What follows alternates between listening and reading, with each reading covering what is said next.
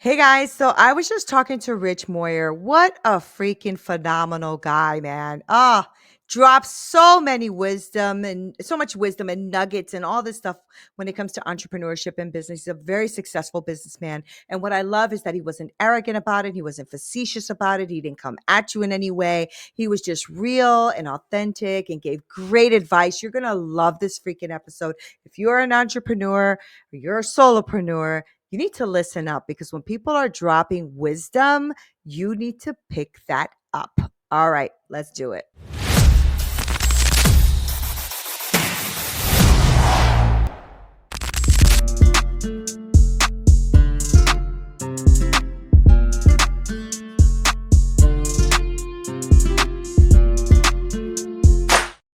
What's up, y'all? This is Neena Perez, and this is Straight Talk, no sugar added. And I am so excited to have you here. I love everything that you guys have been doing. Over 100,000 downloads, constantly sharing the episodes. I mean, you guys are freaking killing it.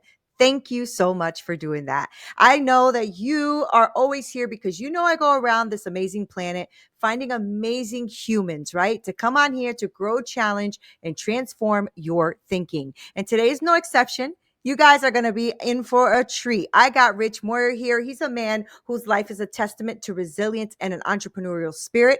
From the lessons of the hardworking youth when he was living in the Poconos to tragedy that taught him the preciousness of life, Rich channeled his energy into becoming a standout athlete and a PGA professional by the age of 22. Now, his competitive nature didn't stop on the sports field. It propelled him into business success, culminating in selling his first company for millions. Okay, that's what we all trying to do around here, Rich. All right, so now he's a serial entrepreneur and he's an investor and he's out here just really encouraging y'all. So I want you guys to pay attention and listen up and get ready for this conversation filled with some straight talking and some insights from Rich. How are you, man? Welcome. Welcome to Straight Talk. I'm doing great. Thanks for having me on. Yeah, I'm glad you're here. I'm really glad you're here.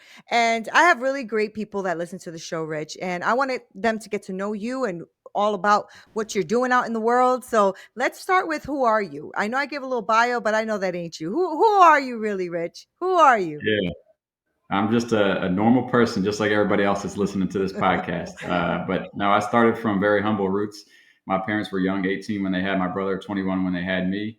And we Mm, were just fortunate to have great parents that never let us quit. If we started something, we had to finish it. And I think that's kind of always stuck with me. And as I went through just playing varsity sports throughout high school and golf onto my career, and then obviously starting companies. But yeah, I just came from a small town, Poconos in Pennsylvania, Northeast PA. I've lived in the South since I was 18 and been fortunate enough to work really hard and have the things that I have today. Yeah, I mean, the key is the hard working, isn't it? I mean, most of us think, or at least maybe it's the newer thought process. I'm not sure that they think everything is going to be quick, fast, and in a hurry. But I am Generation X, right? So we always worked really hard to get what we wanted. We didn't have participation trophies. We didn't have any of that. We had to do what we had to do. So I'm really, I really resonate with that. And I was wondering if you can dig in a little bit of some of the lessons that you have learned because we talked about where you come from, right? Your hardworking parents and you guys having that instilled in you, which is priceless, right, Rich? It's priceless.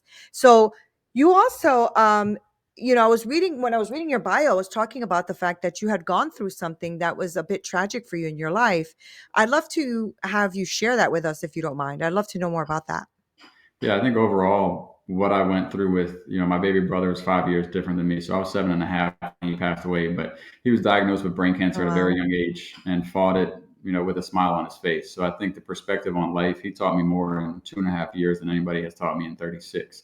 And I think Mm, just being able to go through that, was a blessing and obviously tough in the moment. But if I look back on it and since that time, I just really realized that life is precious for one, but two, yeah. we don't really have problems. Like we're fortunate enough to be able to wake up in our own bed. You go to a hospital and watch a 2 year old fight the worst disease in the world, not knowing if Yeah. he's going to wake up tomorrow. It just gives you a little bit different perspective on life. And then the ability to, just watch him touch so many people, whether if it was other kids in there or if it was, the doctors or the nurses. And watching, we counted 300 cars at his funeral before we stopped counting. A kid at 2.5 to have that many people at his funeral, that's cars, not people.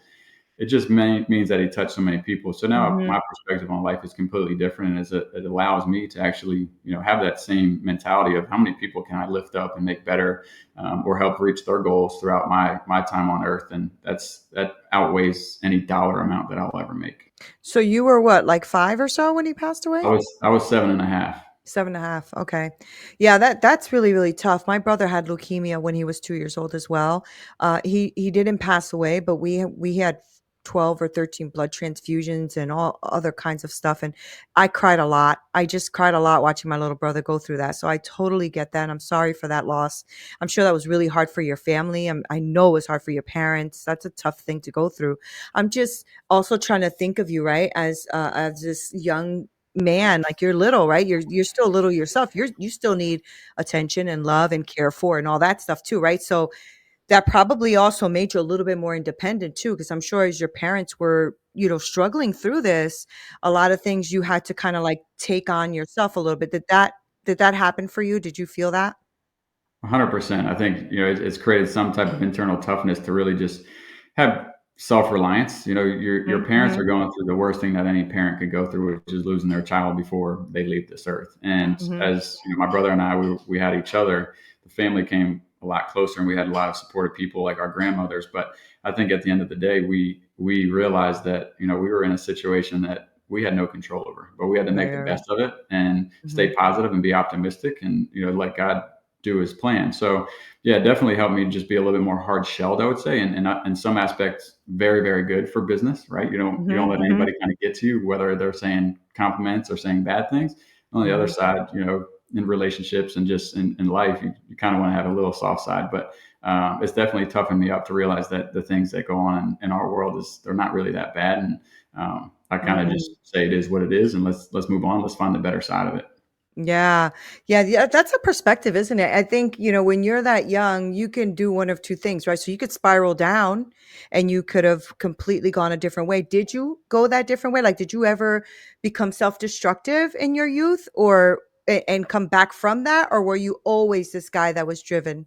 Yeah, I say that, we played sports that kind of kept us out of trouble. My brother Yeah. was definitely a great example in a lot of things. And then, I learned a lot from him. I always feel like learning from other people's mistakes is one way to get ahead in this world. And instead of creating those mistakes yourself and figuring them out Mm, yourself. mm, And we like I said, we had two great parents that were very strict, in certain aspects of life. Or if we did something wrong, they made sure that the consequences were held. It's not like, hey, you're going to your room for the day and then they let you out in 15 minutes, right? They told us growing up, if you go to jail, just enjoy it because we're not yeah. coming to bail you out, right? And I think that just kind of instilled in us, like, hey, you got to stay on the right path and you got to work hard. You got Yeah. to do the right thing. And Yeah. even from when I was young, I think the sports was just something that kept us in that team kind of camaraderie, and just being able to keep us busy. Yeah, that's so good, right? It's funny because I said that to my boys too. I have 2 boys, and I told them that, "You go to jail, don't call mom. Mom ain't Yeah. coming." And they were like, "Dang." I'm like, "I'm not coming, bro." That's so funny. But I think that does something to you too. You end up respecting your parents too because you realize that they're also holding you to a standard. They know better. They know better for you, and they know that you know better, right? So they hold you to a standard, and I'm sure that has a lot to do with the man that you've become, right? And so tell me about this first business because you sold your first business for for millions. So what was that? How did you even get into like starting your own business? Most of us rich are are developed and raised to be employees, right? So That's what talk the to me system about tells that. us. Mhm. Yeah, That's what yeah, the definitely. system That's what the says. system tells us for sure. But I was fortunate enough to get into the golf industry, which was very relationship based. So it had a lot of shaking hands with the right people and having very successful people that were members at the golf course. And then I also grew up in a family that owned their own businesses. My parents ended up owning multiple restaurants, small Oh, mom and pop cool. restaurants. My brother has owned barbershops entire life, and now he has two very, very successful high end barbershops here in Charlotte, North Carolina. So I was kind of molded into that before I really knew I was, but I didn't realize it until I was 22 when I was in the golf industry and my members were golfing when I was working, whether it was a weekday, a holiday, a weekend, they were all on the right side of the counter and I was behind the counter. And I just would ask them, hey, what do you guys do for a living? And 9 times out of 10, they were either in sales or they own their own company. And I said, all right, well, how do I get into sales to get that aspect of it first? Because if you can sell, you can do anything. You can always find somebody smarter than you to do the work. And I got into sales. Sales led me into meeting one of my first mentors that helped me kind of develop the business model that I had in my first company, which was basically a sales team for smaller contractors that couldn't sell themselves. So in the construction world, if they told me they Mm. can do anything as small as pressure washing, all the way up to a full drywall, framing, installation job, I would go out and sell it and then broker that service and basically trade paper. And I That grew is very, so very, smart. very rapidly. So ended up doing that business. I grew it from $0 the first year, 1.8 million, second year, 3.6 million, and then the third year, 6.5 million. And just Okay. the amount of energy and time that I spent on it, it was very lucrative. I wasn't living life, and I just got to a point where I thought it was the right time to sell it, and it all worked out. Good. That's really, really good, right? And you saw a need in a place where, because the truth, my husband is in construction. Right? He's a project manager in construction. He's doing it for like 35 years or more. And that's one of the things that I realize with contractors and stuff. They really don't know how to sell themselves usually. So they're just blue collar workers, just going out there making a living, right? So that was really smart that you saw that need and hopped on that, because I'm sure that helped a lot of people, because the same way you were making money, so were they, right? The same way you were making money, they were making money. So that's a good thing. That's a win-win. Good for Yep, you. a win-win for everybody. And I took companies, some of them were my employees that ended up helping them start their first company, and then they were doing, hundreds of thousands to millions of dollars themselves. And that's really Wow. cool, again, to kind of have that as your passion to be able to help people. So yeah, taking smaller companies and helping them grow their own business and feeding them every week, every month was Yeah. beneficial. That's so good. But you know what? Also, you took an opportunity. You were working in a place where you saw people were there who already had businesses, who were wealthy, who were already there. And that's, I think, the advantage that a lot of people don't think about is getting in the right rooms. You know what I mean? Just being in that space. And, that changed my perspective a lot too, because when I grew up, grew up in the projects, very poor. We just didn't talk money, didn't think of money. Business was out of the question. We were just born and raised to be employees. And you start to shift your thinking when you start to think about sales or opportunities or getting into rooms with different people. That's why I love podcasting. I get to speak with people like you who've been there, done that, and are teaching others, and that's a really powerful thing. I think about a lot of Rich Dad Poor Dad, right? The four quadrants, right? Yep. And I constantly think of when I read that book, I was like, wow, okay, I've lived in the employee space a lot. I've lived in the self-employed space a lot. Now I really want to live in the business and investment space a lot, and I'm 52. So I feel like, if as long as I'm alive and can do it, why not? Right now, you're You got fairly another young. 52 years to go. Yeah, exactly. Now you're fairly young, Rich. So what do you do with yourself now? Because you're young. So you could have just been, I don't know if you did, travel the world, buy that yacht, do your thing. What are you doing? What's up? What are you doing Yeah, now? I'm 36, and just I saw millions of dollars in my bank account, and I'm the type of person that doesn't like the dollar. The dollar seems to lose value over time. So Ain't that I the said, truth? what's the next move? And I put in a lot of assets, and whether if it was businesses or other investments in commercial real estate. So a lot of it went into commercial real estate. I had already bought my dream house off of the success I had on the lake in Charlotte. And then I actually invested in the Hoppin', which is a self-serve beer, wine, cocktail Mhm. concept that we're franchising across the country. And I think overall that's been very successful. I also own 7 homemade ice cream shops with 2 of my best friends, and they run the day-to-day and operations on that, which is phenomenal. I have a few other companies, a media company local here in Charlotte that has 215,000 followers, and a couple other small companies and investments in some tech world. So overall, just kind of reinvested the money, didn't go waste it on anything crazy. At that time, to be 30 years old and have that much money in the bank, I just wanted to kind of make my money start to make money for Make me instead money. of me. Yeah, Yeah. yeah, And yeah, to go back to something you said earlier, shaking hands with the right person, you're one handshake or one conversation away to changing your life. I truly yeah. believe, my dad's always told me when we were young, shake hands with everybody. You never know who you're going to meet. And that's so true. I mean, obviously when you're super young, you got to be careful Mhm. that, you're not shaking hands with the wrong person. But yeah, as you grow up and can be having good conversations, you're one handshake or one conversation away from opening your eyes to a whole new world. What do you say to someone right now who is like a solopreneur? They think they have a business, but they're doing it alone, right? Because one of the things, again, when I read that book, is I was like, oh shoot, here I am thinking I have a business and I'm doing it alone. If I die, the business dies. Like that's it. So a business is when you have employees or when it runs without you, right? So I'm just wondering, what kind of advice would you give someone who is listening? Because I have a lot of like entrepreneurs and solopreneurs and stuff who listen to the show. What would be that switch, or what was that switch for you? Like, when would you go from a solopreneur to that employee? I mean, to the business owner. Like, what is that? What kind of mindset do they need, or what kind of advice would you give them? If I'm able to catch them early on enough, I would ask them what's their long term goal. Right, let's work backwards. What's your goal 5 years from now? Is it to build a company that has multiple employees, multiple location, or whatever the business model is, and work backwards? And then you can kind of really get a good idea if you work that way instead of just saying, well, I want this, but I don't know how I'm going to get there. So if I can meet them early on enough to really work backwards, and then you can paint Mhm. the picture and really look at the infrastructure and what you need in the business. But if they've already started a business and they don't really have a brand, they have themselves. Like, this is Rich's bar, and Rich got to be a part of it because everybody knows Rich and they want to see Rich, and he's kind of the face of it.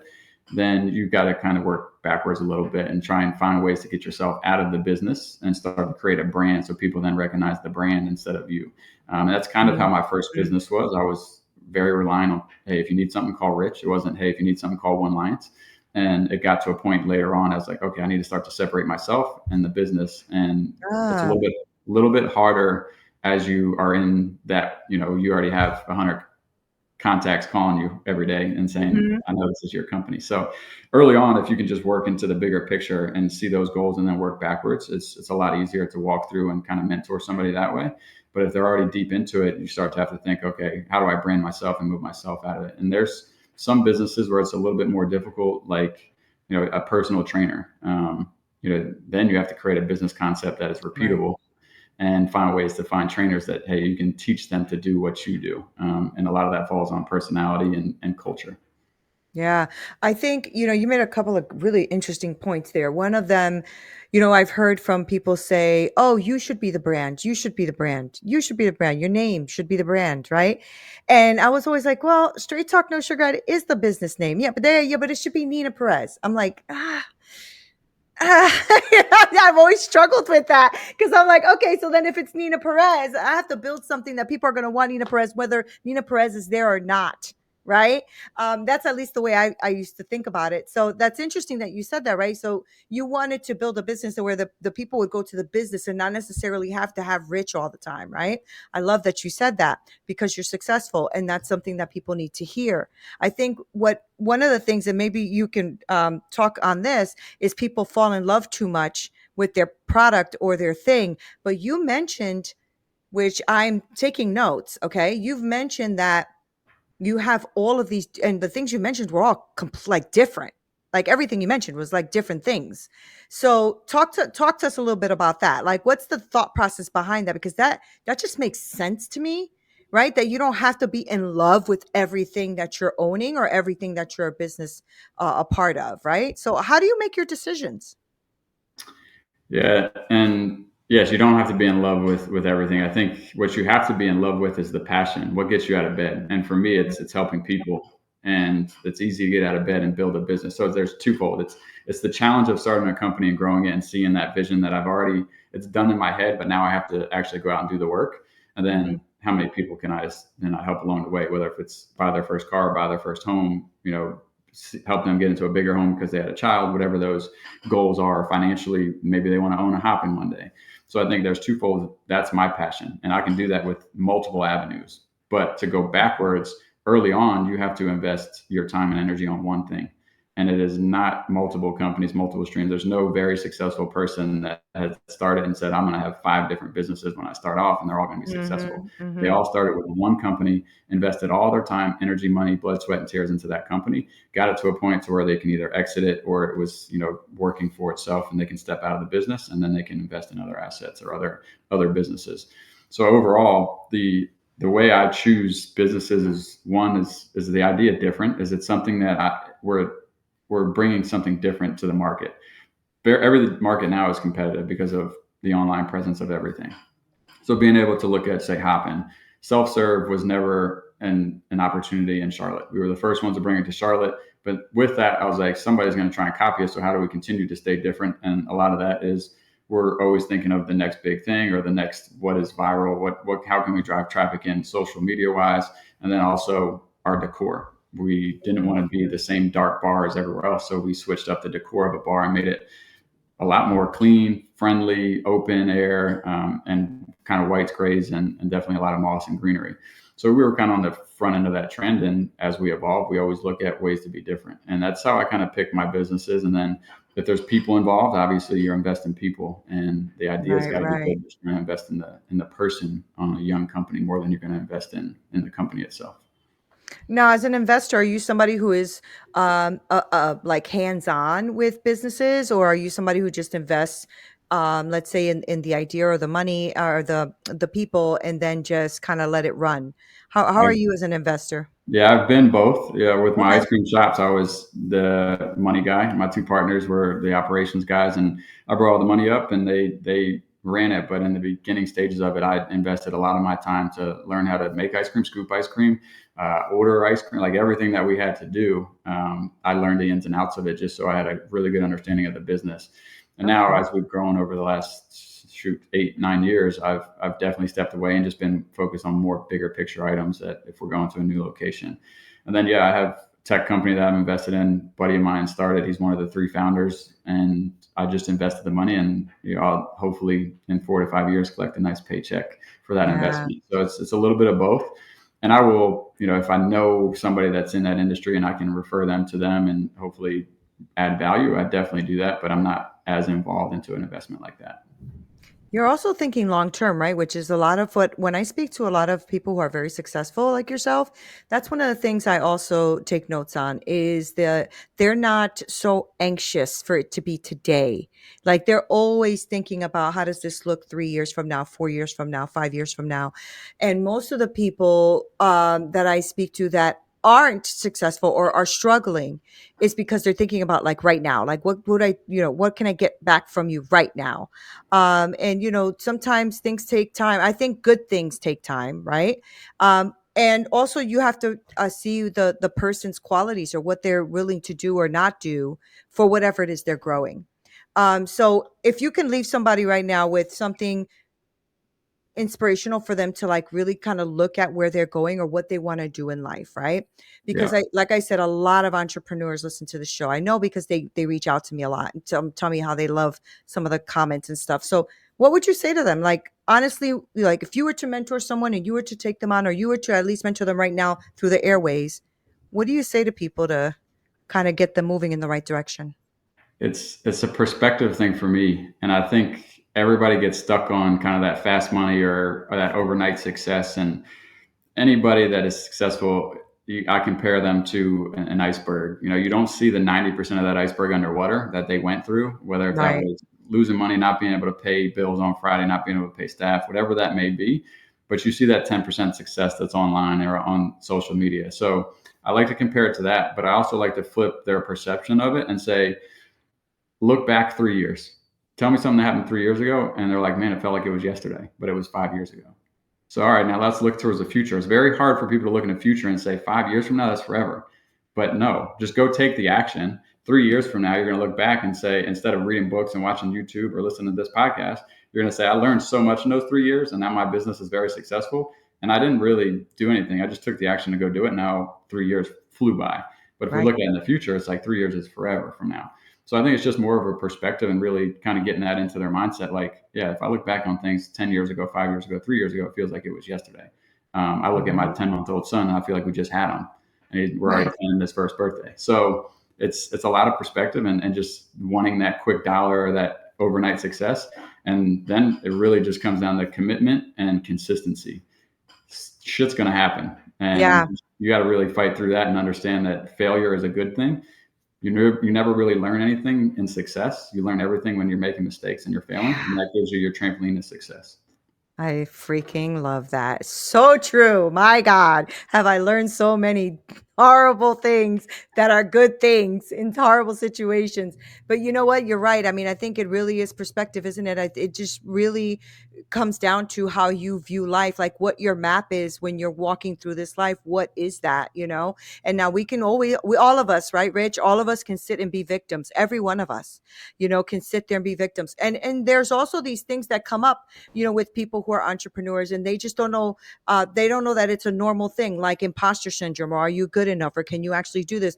Every entrepreneur, successful or not, that I have spoken to has gone through that. Every one of them, right? And I have personally, I have friends and stuff who are multi-billionaires, right? So when sometimes even when I speak to them, they'll surprise me with something that they'll say. I'm like, really? You think like that too? Like I think like that too, you know? But it's amazing. We're all human. We're all human, and we Yeah. have human experiences, and we struggle and we go through these things. But sometimes people just throw in the towel too quickly.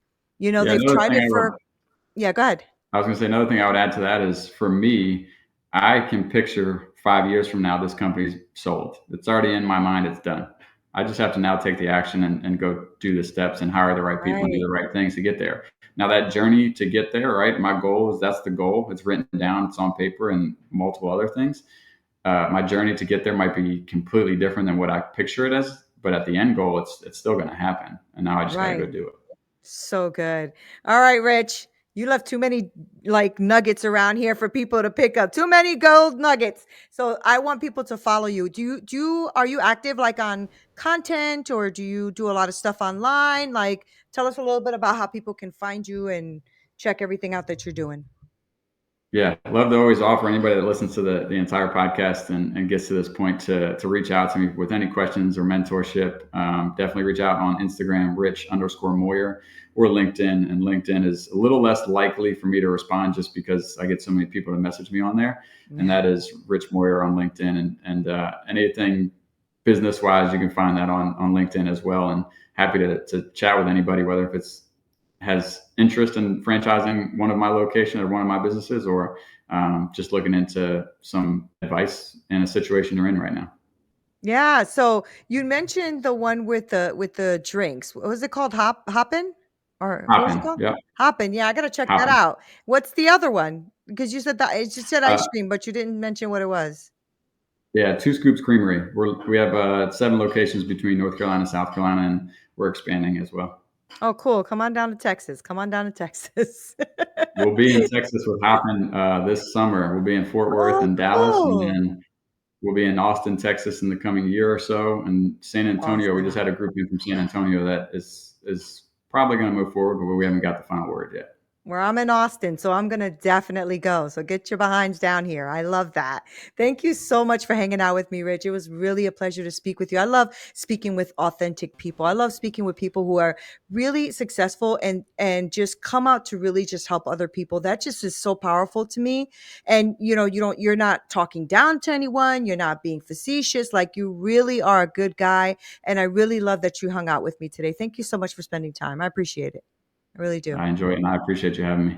Thank you. Guys, thank you guys so much for hanging out. I told you, good human, right? Good freaking human. Make sure you go to his locations, but also follow him. You know, go onto Instagram and don't harass the guy, okay? I know he's an awesome guy. Just go ahead and just like really support what he's doing and what he's putting out in the world. And let me tell you, if you have somebody who's dropping gold nuggets like that, pick them up, because that's what they are, is gold. And stop like making excuses for your life and things like that. There are ways to get through things. And like he said, you could be a handshake away from what it is that you need in your life. Okay. So do yourself a favor, get out of any kind of victim mentality or anything that's holding you back, and step into the new day, because honestly, you're like we said, we're not promised tomorrow. Today is the only day that you have. So enjoy it, but also live in it. All right. Thank you guys so much for being here. This is Neena Perez, straight talk, no sugar added. Until next time.